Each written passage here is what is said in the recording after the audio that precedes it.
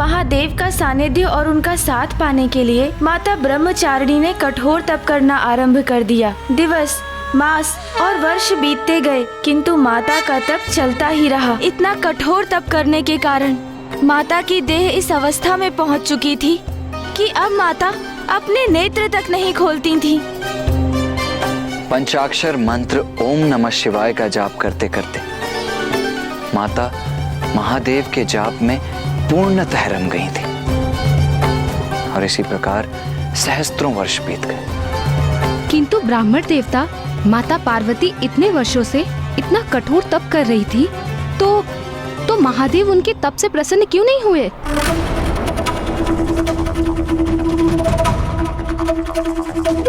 यही तो महादेव की परीक्षा थी माता, और अब ये माता का दृढ़ निश्चय था कि वो इस परीक्षा में सफल होकर अपने तप के माध्यम से महादेव का सानिध्य पाकर ही उठने वाली थी। किंतु यदि किसी कारण माता पार्वती उससे पूर्व ही अपने तप से उठने के लिए विवश हो जाती तो फिर माता को अपना तप पुनः आरंभ करना अनिवार्य होता। और माता का तप भंग करने के लिए तारकासुर ने एक नवीन योजना बना ली थी। कदापि नहीं हो सकता ऐसा, कदापि नहीं। महाराज, मैंने तो आपको पहले ही सावधान किया था। वो कोई साधारण नारी नहीं, देवी आदि शक्ति है वो। मुझे शीघ्र ही कुछ करना होगा। महादेव का साथ पाने का देवी आदि शक्ति का तप यदि सफल हो गया तो उनके पुत्र का जन्म होगा। उनके पुत्र का जन्म अर्थात मेरा काल बनेगा वो। ऐसा कदापि नहीं होने दूंगा मैं, कदापि नहीं। किंतु महाराज, हम कर भी क्या सकते हैं? सर्वप्रथम मैं उसका वध करने गया तो मैं मरणासन अवस्था में ही लौटा। फिर आपने अनेकों असुरों को वहां भेजा, किंतु देवी आदि शक्ति ने उन सभी का अंत कर दिया। महाराज, अब कोई शेष उपाय ही कहाँ है हमारे पास? शक्ति नहीं, कुटिलता की आवश्यकता है मूर्ख। जात नहीं है तुम्हें कि देवी आदि शक्ति अपने निराहार तप के कारण अत्यंत दुर्बल अवस्था में है, शक्तिहीन हो चुकी है वो, और देवता भी उनकी सहायता नहीं कर सकते।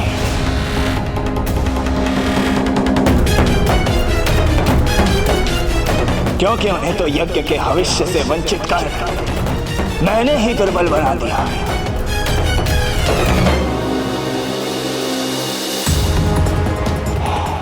देवी आदि शक्ति के अंत का सबसे उचित अवसर है। अब अपना सबसे भीषण प्रहार कर उस देवी का अंत करूंगा मैं। और इस बार कोई चूक नहीं होगी मुझसे, कोई नहीं। ओम नमः शिवाय, ओम नमः शिवाय, ओम नमः शिवाय। ये कैसे भयंकर ध्वनि है?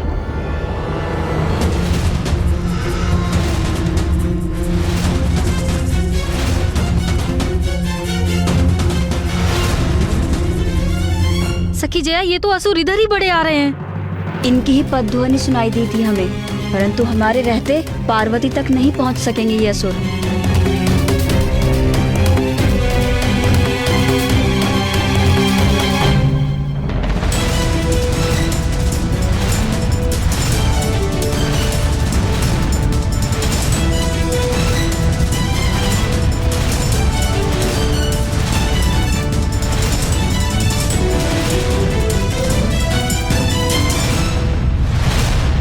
तारकासुर ने माता पर आक्रमण करने अपनी संपूर्ण सेना भेज दी, किंतु माता तो अपने तप में पूर्णतः लीन है।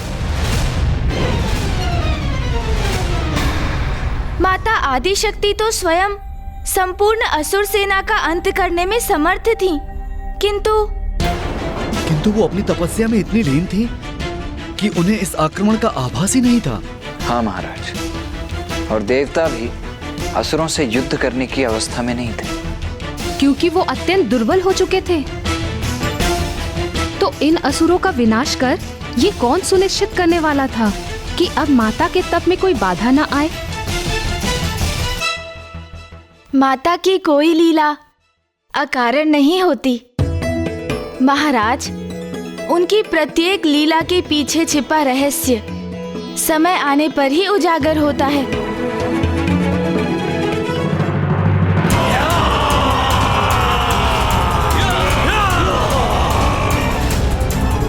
सखी जया, इन दुष्ट असुरों ने तो घेर लिया है हमें। हाँ, लेकिन हमारे रहते ये असुर पार्वती तक कदापि नहीं पहुंच सकते।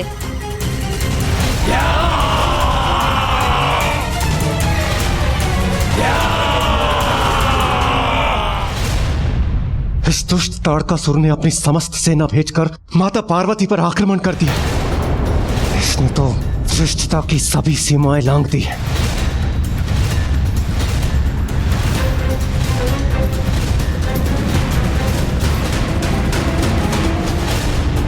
कारण कुछ भी हो, देवी पार्वती की तपस्या भंग नहीं होनी चाहिए, अन्यथा उन्हें अपना तप पुनः आरंभ करना होगा।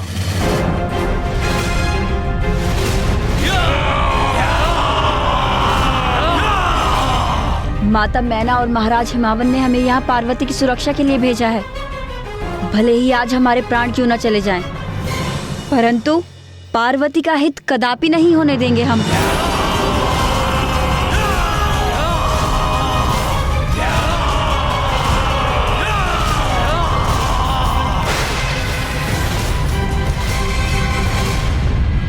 अब मेरे हस्तक्षेप से देवी पार्वती की तपस्या की रक्षा करने का समय आ गया है। बस बस, महादेव की परीक्षा में सफल होने के लिए इतनी कठोर तपस्या कर रही है देवी पार्वती,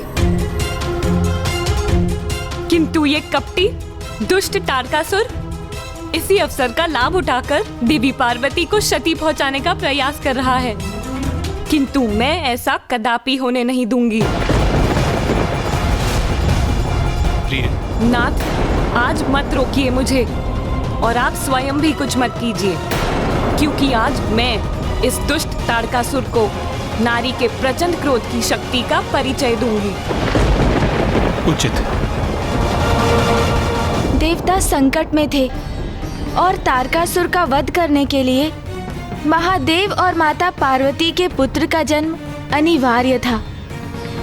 नारी शक्ति जागृत हो चुकी थी और माता लक्ष्मी तारकासुर के असुरों को ऐसा पाठ पढ़ाने के लिए तत्पर थी जिसकी उन असुरों ने कल्पना भी नहीं की थी।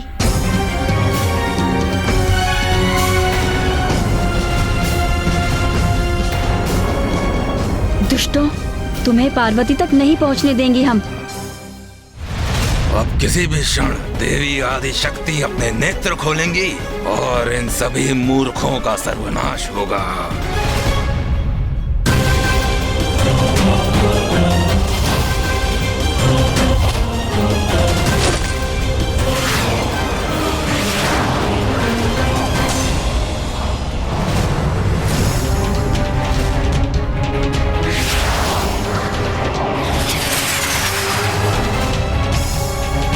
ये बाण तो बड़ी तीव्र गति से हमारी ओर बढ़ रहे हैं सखी विजया, इन्हें कैसे रोके हम?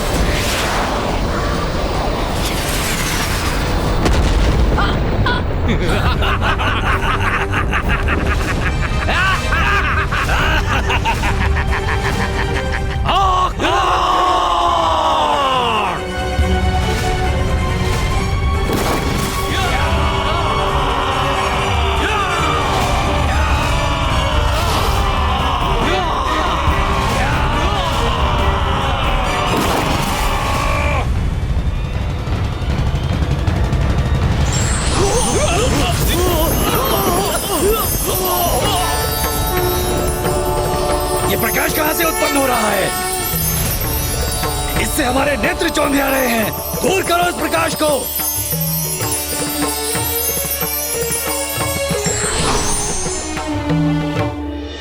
माता लक्ष्मी,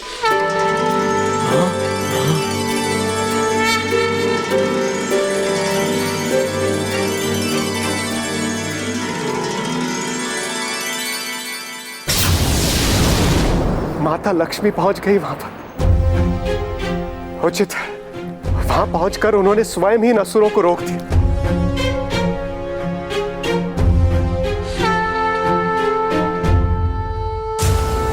तुम सबको अंतिम चेतावनी देने आई हूँ यहाँ। लौट जाओ यहाँ से। बहुत चर्चा सुनी थी किसी देवी आदि शक्ति की जो एक दृष्टि से असुरों का नाश करती है, किंतु वो तो एक परिहास ही है। क्योंकि मुझे तो दो अति सुंदर नारियां ही दिखाई दे रही हैं यहाँ, जो इन टहनियों से हमसे युद्ध करना चाहती है। और इन दोनों के पीछे एक अन्य दुर्बल नारी ध्यान में मग्न है। और अब तुम आई हो देवी, किंतु तुम्हारे हाथ में तो टहनियों जैसे शस्त्र भी नहीं है। मूर्ख असुर, तुम दुष्टों का अंत करने के लिए कोई अस्त्र शस्त्र की आवश्यकता नहीं है मुझे। तुम्हारा अंत करने के लिए एक नारी की शक्ति ही पर्याप्त है। बस, बहुत हुआ। अब अपने अनर्गल प्रलाप से मेरा समय व्यर्थ ना करो। जाओ सैनिकों, पकड़ के लाओ इन तीनों स्त्रियों को और मेरे सामने प्रस्तुत करो।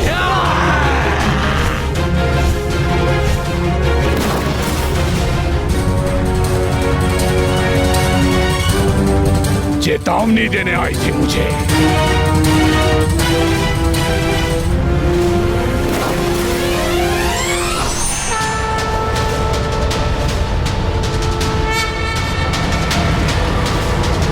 नारी के स्वभाव में कितना अनुरूप है तुम्हारा ये स्वभाव देवी। क्या आशय है तुम्हारा? क्या रसोई गृह के पात्रों से युद्ध करोगे हमसे?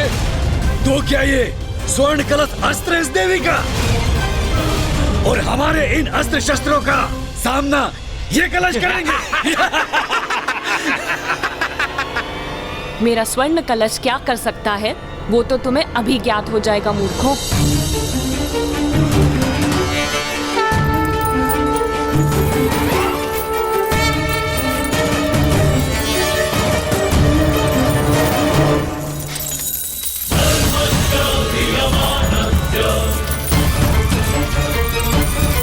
ये देवी स्वर्ण मुद्राओं की वर्षा क्यों कर रही है?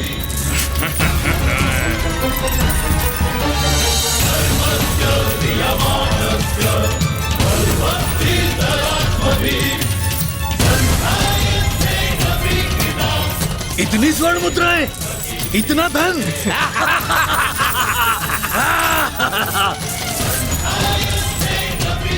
देवी लक्ष्मी की ये युक्ति तो अति उत्तम है। लालच तो असुरों का स्वभाव है। इन स्वर्ण मुद्राओं को देखकर मेरे भीतर भी लालच उत्पन्न हो रहा है।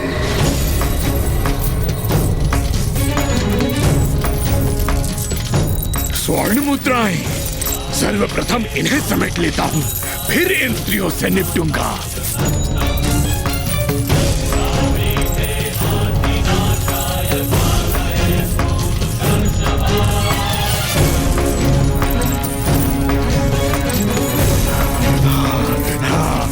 स्वर्ण मुद्राएं।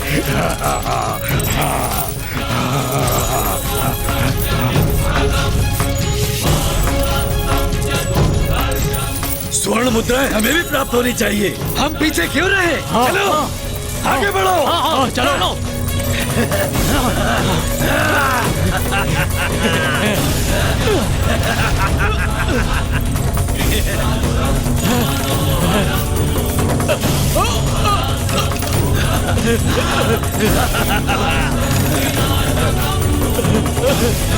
इतनी स्वर्ण मुद्रा है।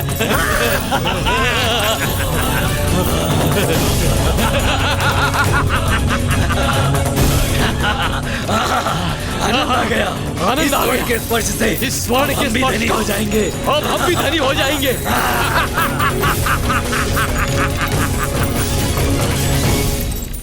स्वर्ण मुद्राओं की इतनी बारिश से इतना दूर क्यों हूं मैं?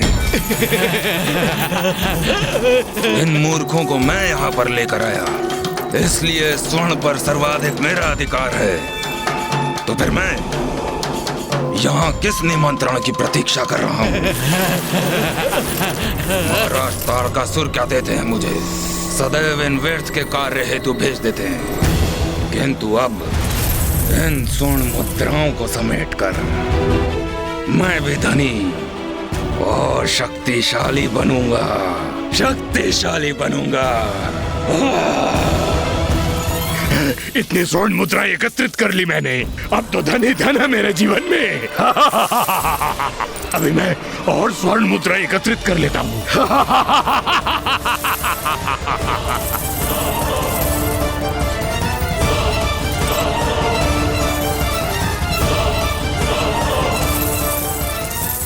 अरे ये स्वर्ण मुद्राएं स्वतः कैसे गतिशील हो गई? ये स्वर्ण मुद्राएं तो हम असुरों को ग्रास कर रही हैं।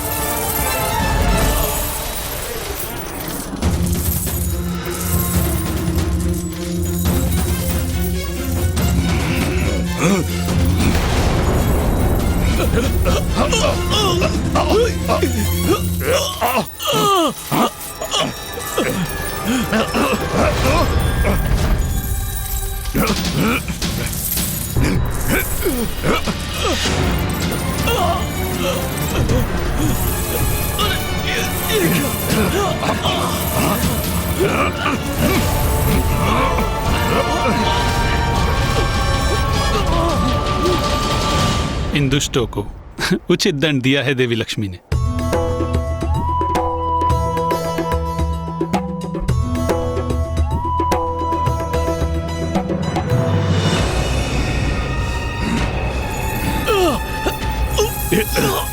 कदाचित निर्धन रहने में ही भलाई है।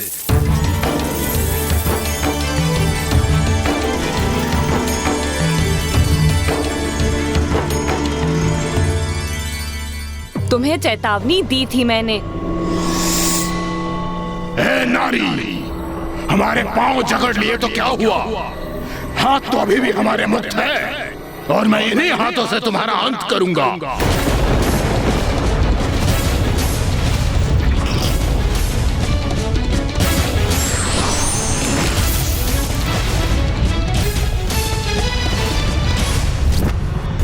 अब हमारे बाण तुम्हें भेद देंगे नारी।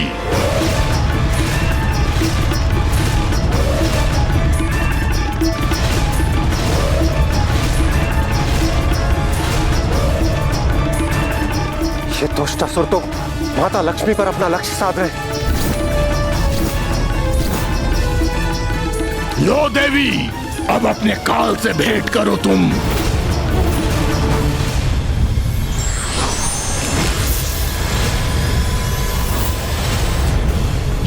ये क्या कर रही हो देवी?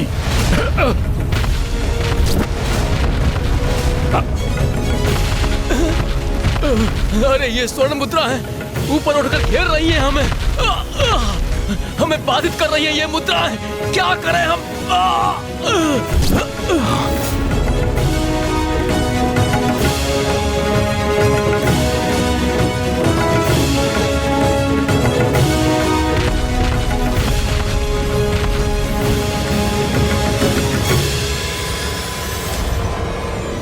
माता लक्ष्मी, इन असुरों को स्तब्ध कर माता पार्वती के तप की रक्षा करने के लिए आपको कोटि कोटि धन्यवाद।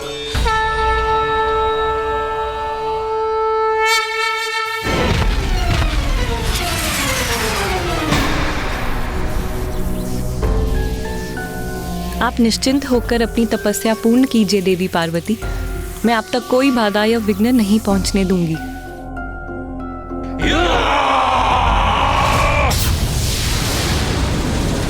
ये ध्वनि कहां से आ रही है?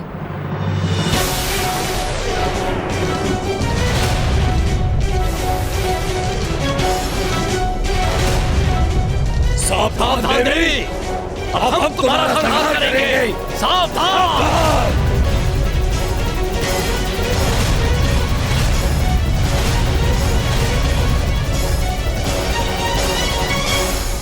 और असुर? तारकासुर ने और असुरों को भेज दिया ब्राह्मण देवता? हाँ महाराज। तो फिर क्या किया माता लक्ष्मी ने?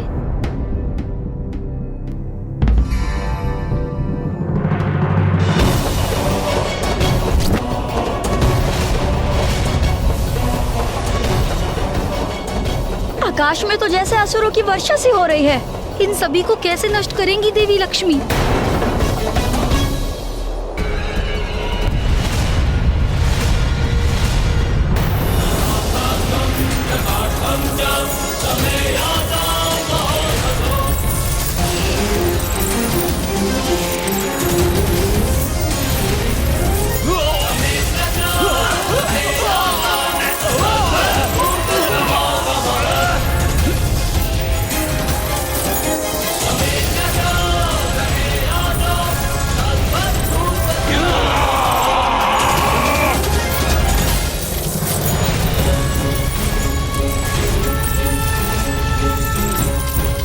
दूसरी ओर से भी असुर आने लगे हैं। असुरों की सेना हर ओर से आ रही है। इस प्रकार तो ये दुष्ट देवी पार्वती की तपस्या भंग कर ही देंगे। इतने सारे असुरों का संहार मैं एकाकी कैसे करूंगी?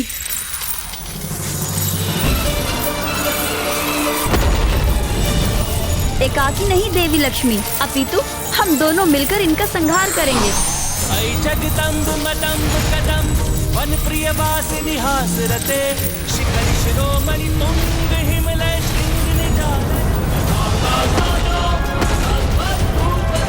सहस्त्रों वर्षों से देवी पार्वती तप पर स्थित है और ये दुष्ट इनका तप भंग करना चाहता है। इन असुरों की संख्या अधिक होने के कारण इन्हें रोकना भी मेरे लिए एक परीक्षा ही है।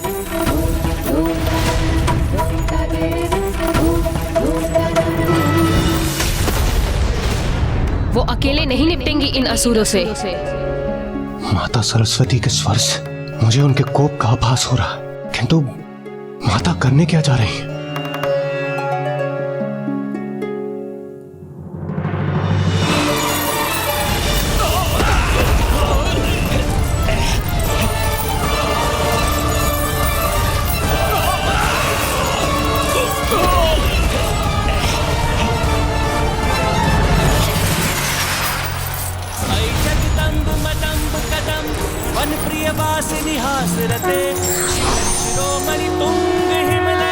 प्रणाम देवी सरस्वती। अब ये तृतीय देवी कहाँ से उत्पन्न हुई? और ये क्या वीणा? ये देवी संगीत वादन करने जा रही है।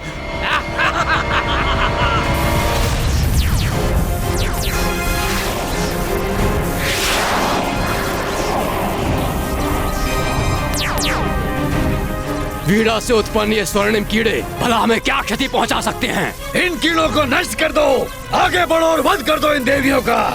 हेलो!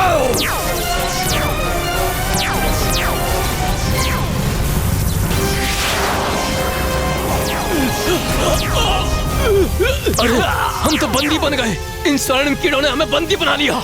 मुक्त करो हमें, मुक्त करो हमें।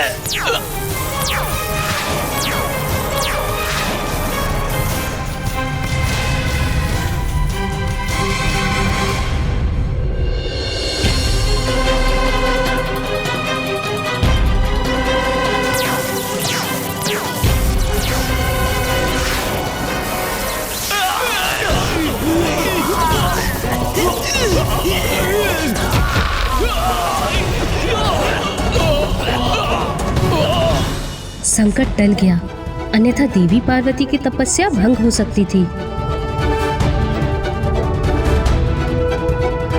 इतने विचित्र किंतु इतने प्रभावशाली अस्त्र शस्त्र मैंने पूर्व कभी नहीं देखे। इन देवियों को पराजित करना तो असंभव ही प्रतीत होता है। ऐसा कौन है जो इनका वध करने में सक्षम हो?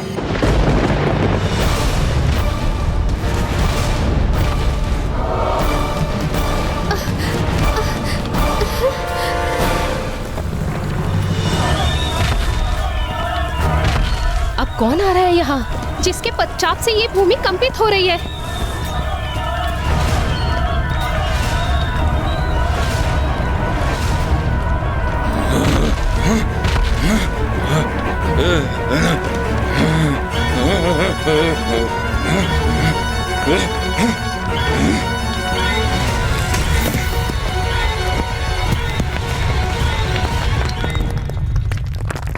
ये क्या? महाराज तारकासुर ने महाअसुर अबुआ को भेजा है।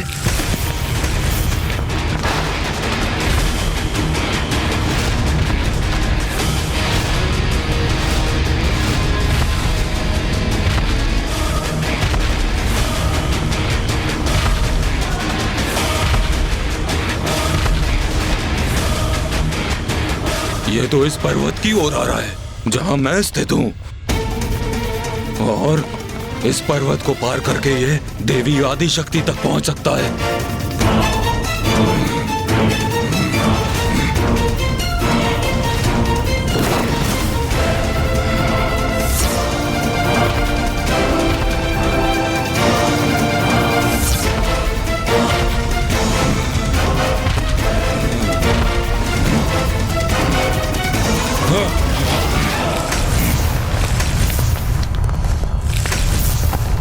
नहीं, पुनः हार नहीं हो सकता मैं।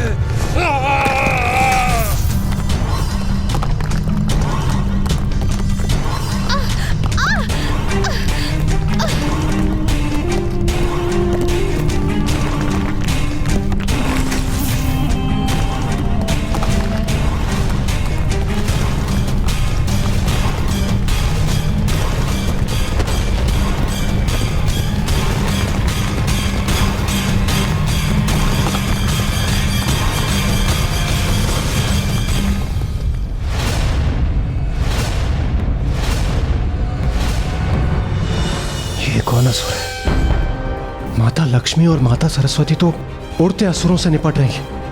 अभी एक और नवीन असुर उत्पन्न हो गए। मुझे भय है कहीं असुर माता की तपस्या न भंग कर दे। यदि देवी पार्वती अपनी तपस्या से उठने के लिए विवश हुई तो वो महादेव की परीक्षा में कभी सफल नहीं हो पाएंगी।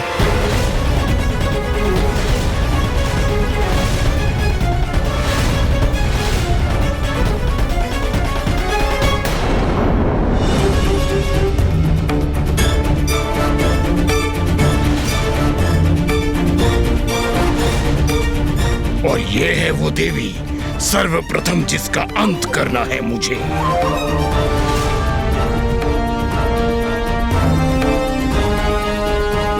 तो ये सब हो रहा है यहाँ देवियों,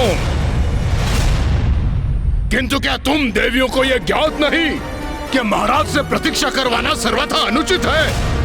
असुर महाराज तारकासुर इस प्रतीक्षा में है कि देवी आदिशक्ति की अंत की सूचना अब आएगी कि तब आएगी, और तुम तुच्छ स्त्रियां अपनी क्रीड़ा से उसमें विलंब उत्पन्न कर रही हो। किंतु कोई बात नहीं, अभुआ यहाँ प्रस्तुत है, और जो धैर्य धारण कर प्रतीक्षा करते हैं उन्हें उसका उचित फल भी प्राप्त होता है। और मैं अब महाराज की प्रतीक्षा को सार्थक करूंगा, और तुम तीनों देवियों का अंत कर एक के स्थान पर उन्हें 3 देवियों के अंत की सूचना दूंगा। एक अन्य विचार आया है मेरे मन में, क्यों ना मैं इस संपूर्ण सृष्टि का ही विनाश कर दूं, क्योंकि जब सृष्टि ही शेष नहीं रहेगी तो सदा के लिए तुम तीनों देवियों का भी अंत हो जाएगा।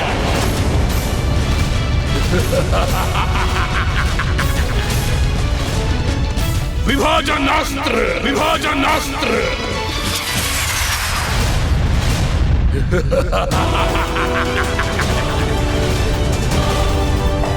ये कौन सा अस्त्र है ब्रह्मदेव?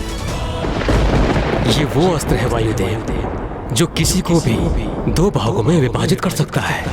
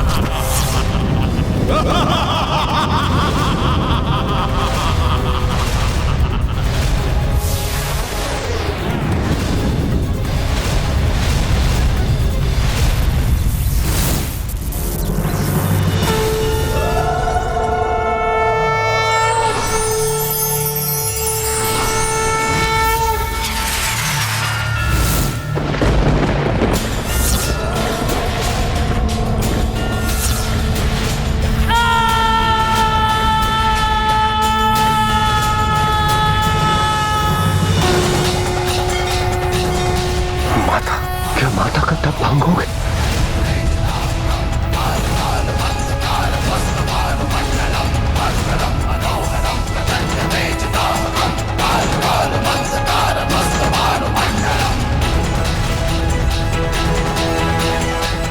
जिसका भय था वही हो, माता की तपस्या भंग हो गई।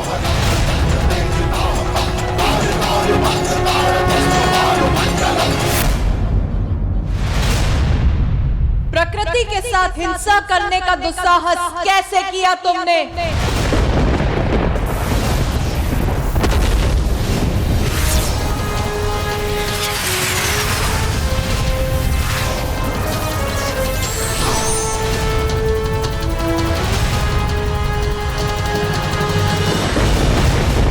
प्रकृति के साथ जो रोष उत्पन्न करता है उसका यही परिणाम होता है, सर्वनाश।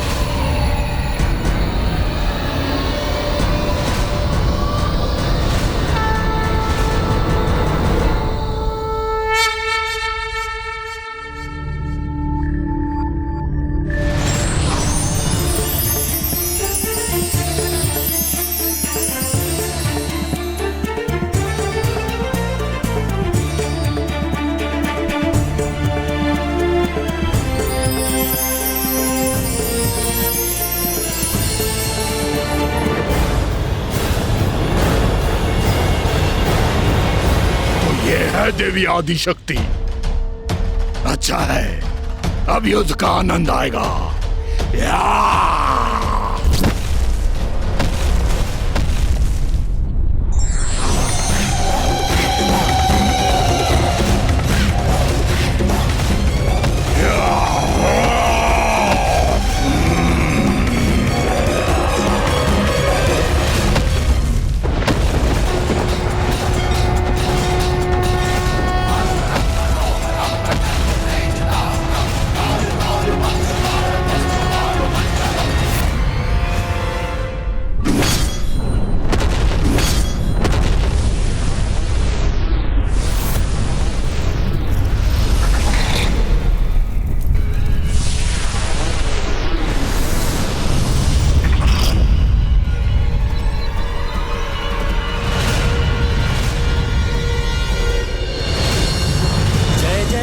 महिषासुरमर्दिनि रम्य कपर्दिनि शैलसुते मधुरे मधु कैटभ गंजिनि कैटभ भंजिनि रासरते।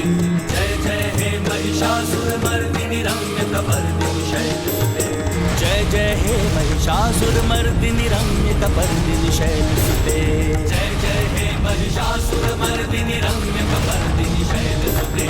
जय जय हे महिषासुरमर्दिनि रम्य कपर्दिनि शैलसुते। माता पार्वती ने असुरों का तो वध कर दिया, किंतु उनकी तपस्या भंग हो गई। माता अपने तप से उठ गई, तो अब वो महादेव को कैसे प्रसन्न कर सकती थी? तो क्या तारकासुर अपने मंतव्य में सफल हुआ?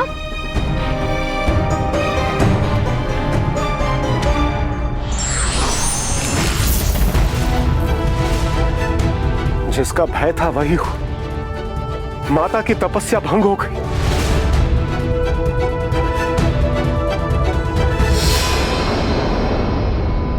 माता तो अपने स्थान से उठी ही नहीं थी।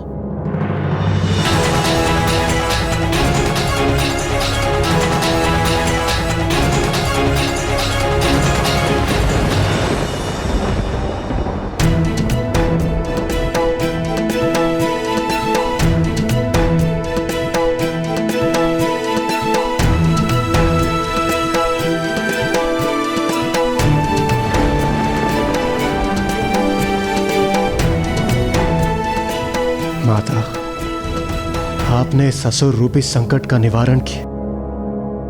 आपको कोटि कोटि धन्यवाद। उचित है, बहन पार्वती का तप खंडित नहीं हुआ।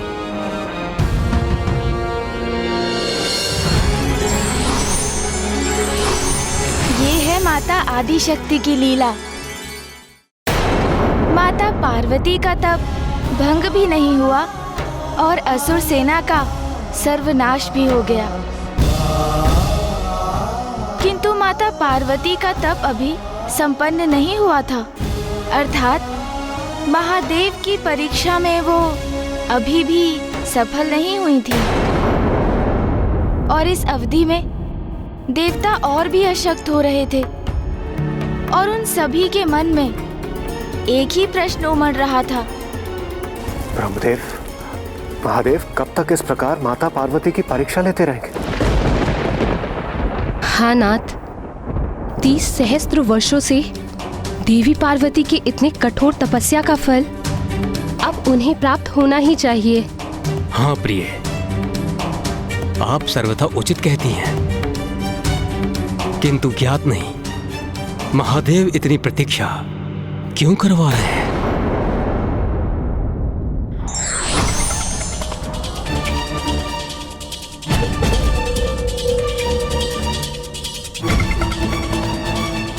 प्रणाम नारायण।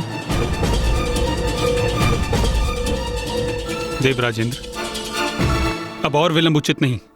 अब समय आ गया है कि आप सभी देवता एकत्रित होकर महादेव के समक्ष प्रस्तुत हों और उनसे विनती करें कि वो देवी पार्वती की परीक्षा संपन्न करें। उचित है नारायण।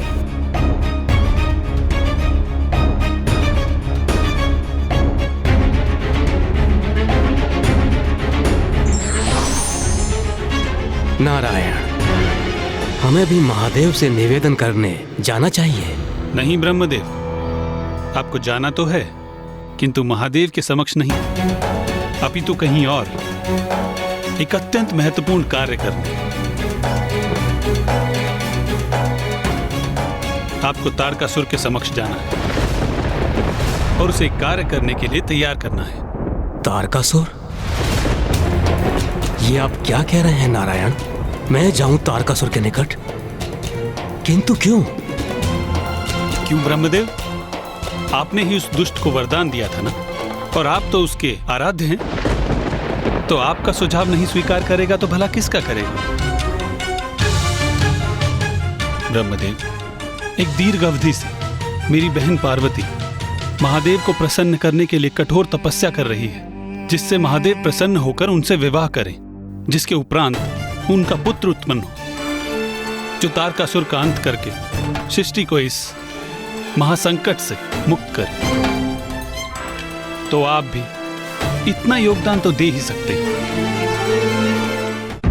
ब्रह्मदेव, आप स्मरण रखिए, प्रत्येक बार जब भी आपने या महादेव ने किसी असुर को वरदान दिया है और जो उससे संकट उत्पन्न हुआ, उसका निवारण मैंने अथवा मेरी बहन ने ही किया है।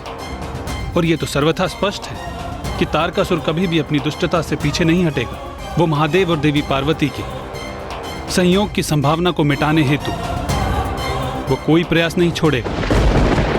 इसलिए हमें उसके मन को भटकाकर उसकी कुबुद्धि को कहीं और व्यस्त रखना होगा। और ये कार्य आपसे उत्तम कौन कर सकता है?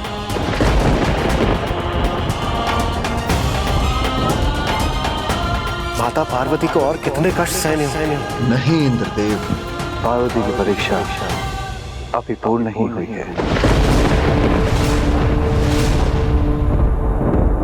प्रभु, कोई तो राह दिखाइए।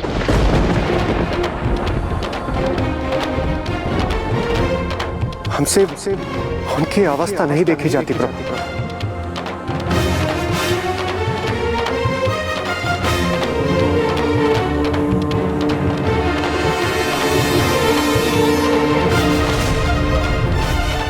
तो अब क्या करने जा रहे थे महादेव?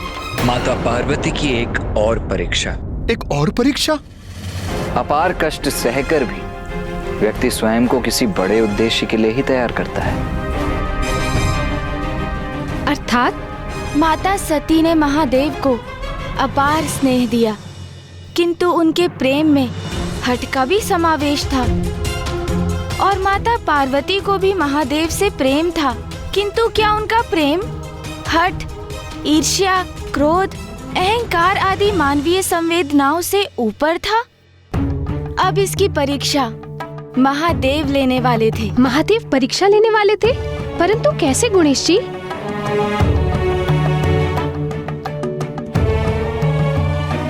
ओम नमः शिवाय, ओम नमः शिवाय, ओम नमः शिवाय, ओम नमः शिवाय।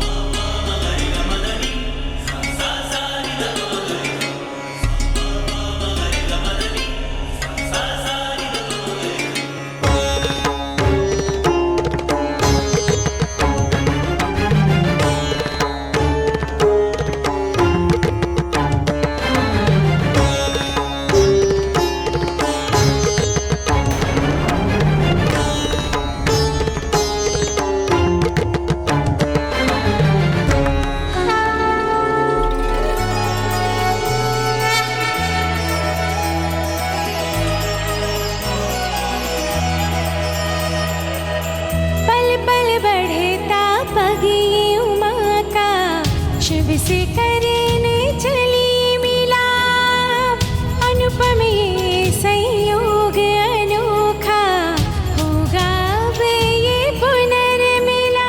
व्याकुल हृदय और नैना, पार्वती शिव मिलेंगे आज, होगा मंगल पल वो लौकिक, पार्वती शिव मिलेंगे आज, पार्वती शिव मिलेंगे आज।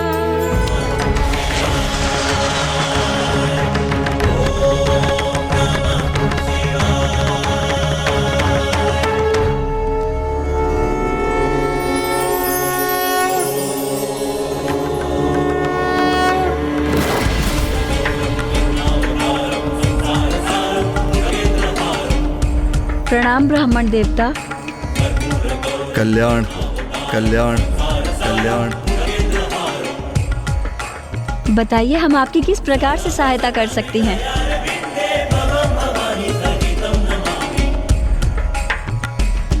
मैं तो एक साधारण ब्राह्मण हूँ जो इस मार्ग से जा रहा था और मुझे एक अद्भुत तेज का आभास हुआ।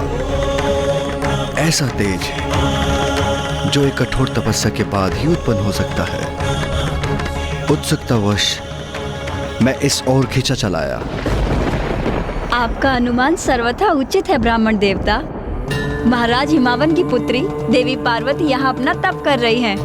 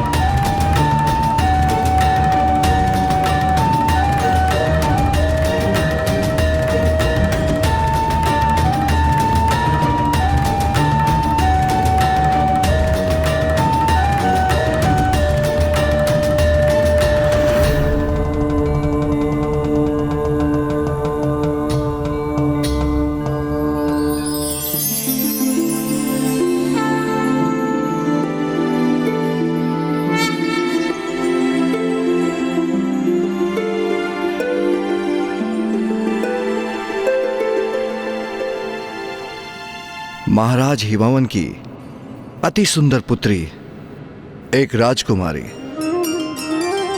इतनी युवावस्था में इस वन में कठोर तपस्या कर रही है। भला क्यों? आपके पिताश्री तो अत्यंत संपन्न हैं, धनवान हैं, हिमालय पर्वत के राजा हैं। आपकी सभी इच्छाओं को क्षण भर में पूर्ण कर सकते हैं।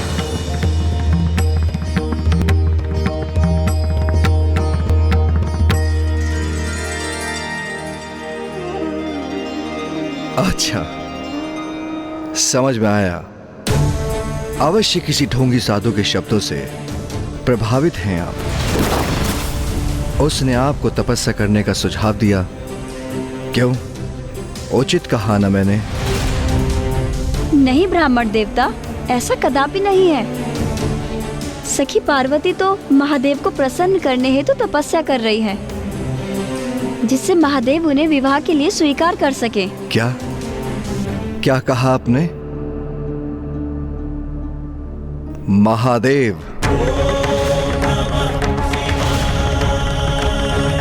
जिस महादेव को प्राप्त करने हेतु आप इतना कठोर तप कर रही हैं, उस अघोरी से भली भांति परिचित हूं मैं। आपका शुभचिंतक हूं मैं राजकुमारी। कदाचित स्वयं ईश्वर ने मुझे इस मार्ग पर भेज दिया, जिससे आपके समान निष्कपट भोली राजकुमारी को सावधान करा सका। उन महादेव से विवाह करना चाहती हैं आप, जिन्हें विवाह का अर्थ भी ज्ञात नहीं। आपका जन्म संभ्रांत वंश में हुआ। आपके पिता महाराज, आपकी माता महारानी है, किंतु महादेव का जन्म कब, कहां, कैसे हुआ, ये तो आज तक कहीं प्रकट ही नहीं हुआ। एक भिक्षु मात्र है वो स्वयं भोजन नहीं करते, तो अन्य किसी को क्या भोजन देंगे? उनके द्वारा एकत्र की भिक्षा उस कपाल में जो अपने साथ लिए फिरते हैं। अरे आप ठहरी राजकुमारी, आभूषण आपका 16 श्रृंगार है, किंतु वो आभूषण के नाम पे आपको क्या दे सकते हैं? अपने कंठ का सर्प, आपकी मांग सिंदूर के स्थान पर भस्म से सुशोभित करेंगे, और राजभवन के स्थान पर आपको कठोर शिलाओं और गुफा वाले कैलाश पर भी रखेंगे। और तो और, कभी भूल से उनका तीसरा नेत्र खुल गया तो आपको भस्म भी कर देंगे।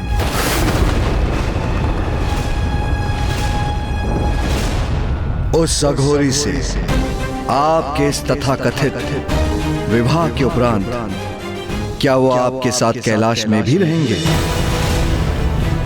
अथवा आपको ही उनके साथ शमशानवासी बनना होगा?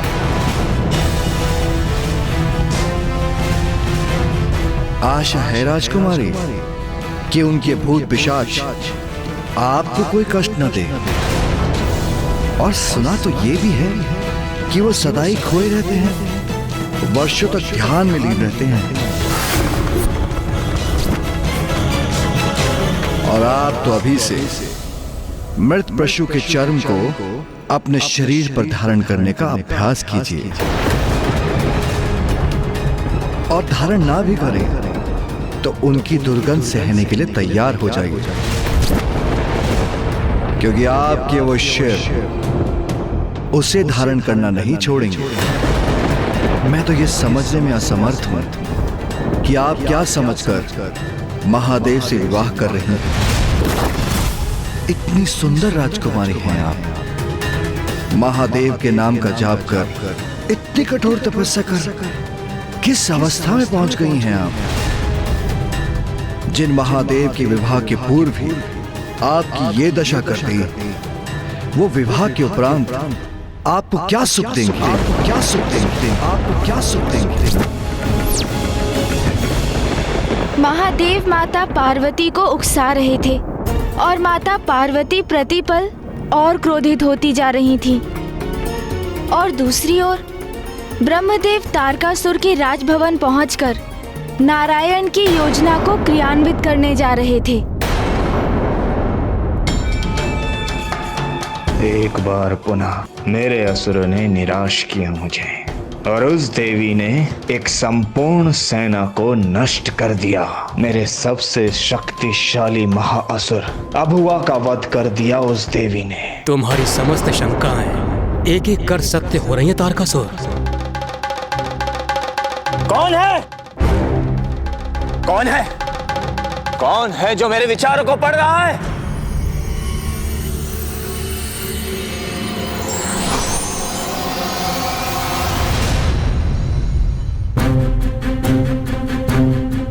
परम ब्रह्मदेव।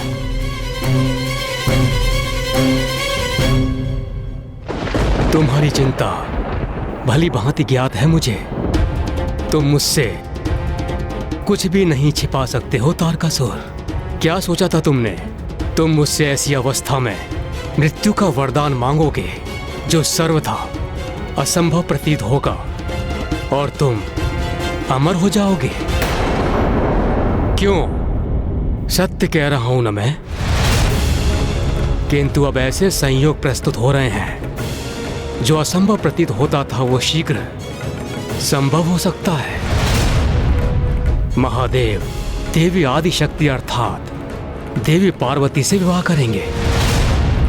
इसकी संभावना बढ़ती जा रही है। यदि महादेव ने देवी पार्वती से विवाह किया तो उनका पुत्र भी अवश्य होगा और वही पुत्र बनेगा तुम्हारा काल। बनेगा तुम्हारा काल। बनेगा तुम्हारा काल हो तुम्हारा। शीघ्र जन्म लेकर तुम्हारा वध करूंगा मैं। किंतु मैं अपने सबसे बड़े और महान भक्त के साथ ऐसा कदापि नहीं होने दूंगा। इसलिए इस बार मैंने हस्तक्षेप करने का निर्णय लिया है। एक और ब्रह्मदेव जहां तारकासुर को अपनी योजना में उलझा रहे थे, वहीं महादेव द्वारा ली जाने वाली परीक्षा माता के लिए और कठोर होती जा रही थी। देखिए राजकुमारी, प्रतीत होता है आप एक कल्पना की उड़ान से रचित संसार में जी रही हैं। महादेव की वास्तविकता से पूर्णतः अनभिज्ञ हैं।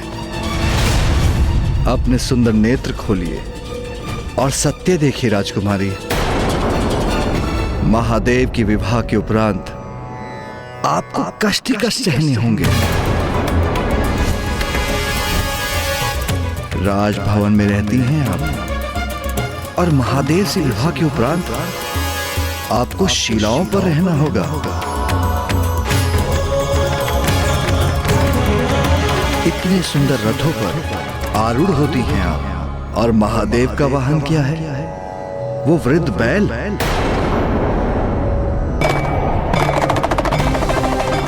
आपका और उनका कोई मेल नहीं।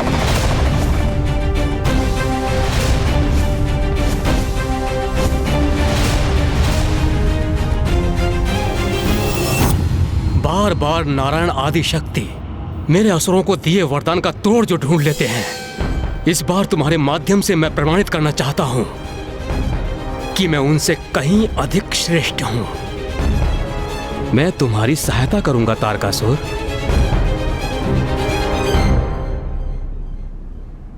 स्मरण रहे तारकासुर, आदि शक्ति हैं वो, कोई साधारण देवी नहीं जिनसे तुम सरलता से निपट लोगे। क्या करूं मैं? आप ही मुझे बताइए। स्वयं को सुदृढ़ और सशक्त करो वत्स। अर्थात? एक ऐसी माया नगरी का निर्माण करो जो तुम्हारा स्वयं का स्थान हो, जो तुम्हारा नगर और राजभवन हो। जब महादेव का पुत्र उत्पन्न होगा, इसके उपरांत वो इस नगर में प्रवेश करने का प्रयास करे तो ये पूरा नगर जाल बनकर अपने में फंसा ले। इस तरह महादेव के पुत्र का अंत हो। किंतु प्रभु, मुझे माया नगरी का कोई ज्ञान नहीं। उसकी चिंता मत करो पुत्र, वो विद्या मैं तुम्हें प्रदान करूंगा।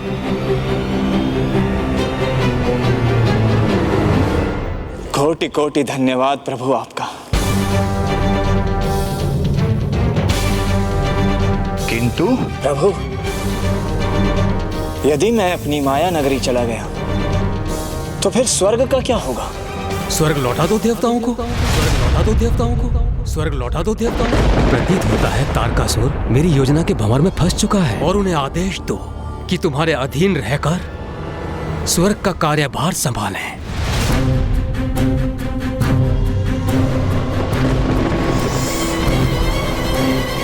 तो उस अवस्था में मुझे ये वरदान दीजिए प्रभु कि मैं अपनी कल्पना से बढ़कर उस नगर का निर्माण कर सकूं। जहां मेरा ही विधान स्थापित हो, और जब तक मैं वहां स्थित रहूं, संपूर्ण त्रिलोक मेरे अधीन रहे।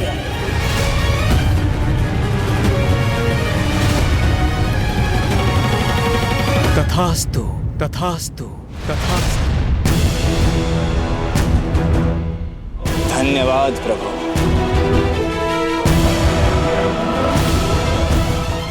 तारकासुर ने अब तक जो आतंक उत्पन्न किया था वो पर्याप्त नहीं था, जो ब्रह्मदेव ने उसे एक और वरदान प्रदान कर दिया। महाराज, इस वरदान के पीछे ब्रह्मदेव और नारायण की एक द्विपक्षीय रणनीति थी। प्रथम कि देवता स्वर्ग पर अपना अधिकार पुनः स्थापित कर सके, और द्वितीय कि तारकासुर अपने नगर के निर्माण में व्यस्त हो जाए, उसका मन भटका रहे, जिससे देवताओं को कुछ और अवकाश प्राप्त हो, जिस अवधि में महादेव और माता पार्वती का विवाह भी संपन्न हो जाए। किंतु विवाह के लिए तो सर्वप्रथम माता पार्वती को महादेव की परीक्षा में सफल होना होगा ना? हाँ माता, आप सर्वथा उचित कह रही हैं। किंतु अभी कैसी परीक्षा ले रहे थे महादेव कि माता का क्रोध उनके चरम पर ही पहुंच रहा था? क्षमा कीजिए ब्राह्मण देवता, आपका सम्मान करना मेरा धर्म है, इसीलिए मैं आपको कुछ नहीं कह रही हूँ। किंतु आपको मेरे समक्ष महादेव की निंदा करने की अनुमति नहीं है।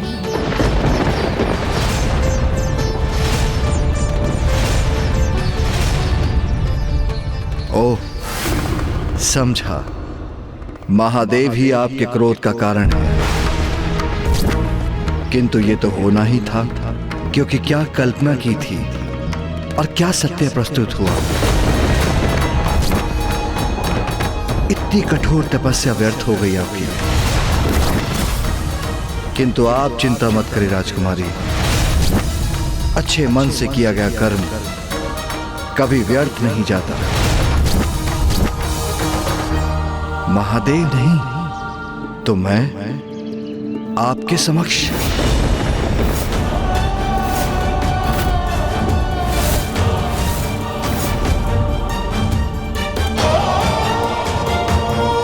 ये आप क्या कह रहे हैं ब्राह्मण देवता? आपका कथन सर्वथा अनुचित है। अनुचित क्यों? मैं तो सर्वथा उचित कह रहा हूं। मैं ब्राह्मण अवश्य हूं, किंतु राजकुमारी को उत्तम भोजन दे सकता हूं, और मैं राजकुमारी को उत्तम भवन का निवास भी दे सकता हूं,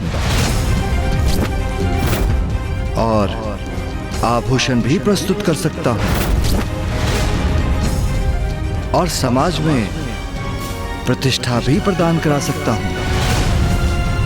और ये सब आपको वो अघोरी नहीं दे सकता राजकुमारी। इसलिए महादेव का विचार त्याग कर मुझसे विवाह कीजिए।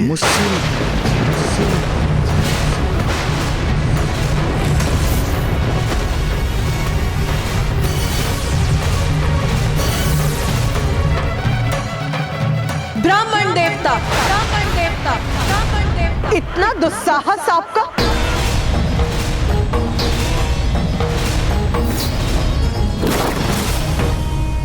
क्रोध त्यागिए सुंदरी, और स्वीकार कीजिए मुझसे मेरे विवाह का प्रस्ताव। मुझसे भेंट होना तो सौभाग्य था आपका, अन्यथा महादेव से विवाह करके अनेकों कष्ट सहने पड़ते आपको।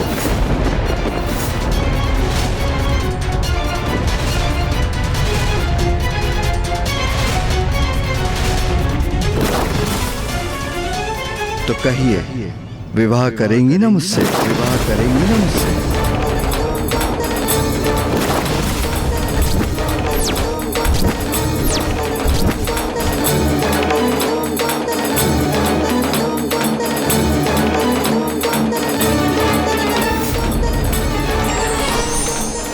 महादेव, इन ब्राह्मण देवता को शांत कराइए स्वामी। इनके अनुचित शब्द मेरे हृदय को बेध रहे हैं। मुझे ज्ञात है पार्वती, ये तुम्हारे लिए कष्टदायी होगा, किंतु ये वो परीक्षा है जिसके द्वारा ही तुम स्वयं को सिद्ध कर सकती हो, और ये परीक्षा तुम्हें देनी ही होगी। ब्राह्मण देवता इतनी दुष्टता कर पार्वती को क्यों उकसा रहे हैं? कहीं पार्वती ने इन ब्राह्मण देवता पर अपना क्रोध व्यक्त कर दिया तो तपस्या के उपरांत कितना बड़ा अपराध हो जाएगा।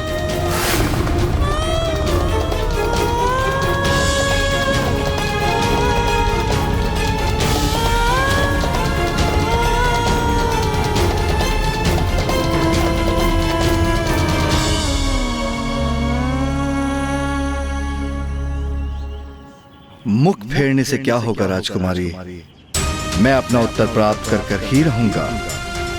महाज्ञानी ब्राह्मण हूं मैं, मेरी पत्नी बनकर मेरी सेवा करेंगी तो उद्धार हो जाएगा आपका।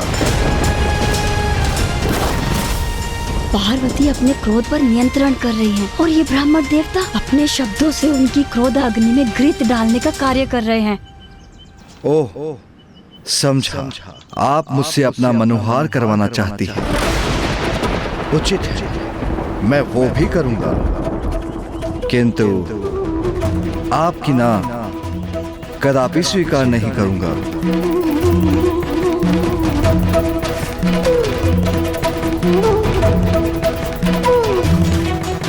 मैंने अपार सहनशीलता का परिचय दिया है, किंतु ऐसे अनुचित शब्द कब तक सहूंगी मैं? ये मेरी कैसी परीक्षा है स्वामी? उत्तर दीजिए सुंदरी।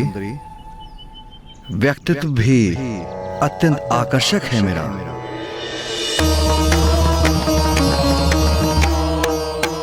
उन अघोर अघोरी महादेव और आपकी जोड़ी की तुलना में तो हम दोनों अनेकों गुण सुंदर दंपति होंगे। बस बस बस। जगदम्ब मदम्ब कदम्ब वन प्रिय वासिनी हासरते शिखर शिरोमणि तुंग हिमलय श्रृंग निजालय मध्य। बहुत आदर सम्मान हो गया है इन ब्राह्मण देवता का, किंतु अब एक क्षण भी यहाँ रुककर इनका अनर्गल प्रलाप और नहीं सहूंगी मैं। जो मेरे स्वामी महादेव की निंदा करेगा वो तो महापाप का भागी होगा, किंतु जो उनकी निंदा का श्रवण करेगा वो भी तो पाप ही करेगा। चलो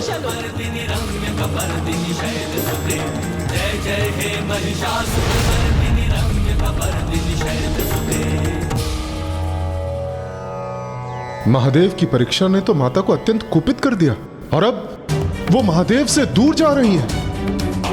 अब क्या होगा? अब माता का क्रोध शांत कैसे होगा? इतनी बड़ी भूल मत करो कन्या, मुझसे मुख फेर कर मत जाओ।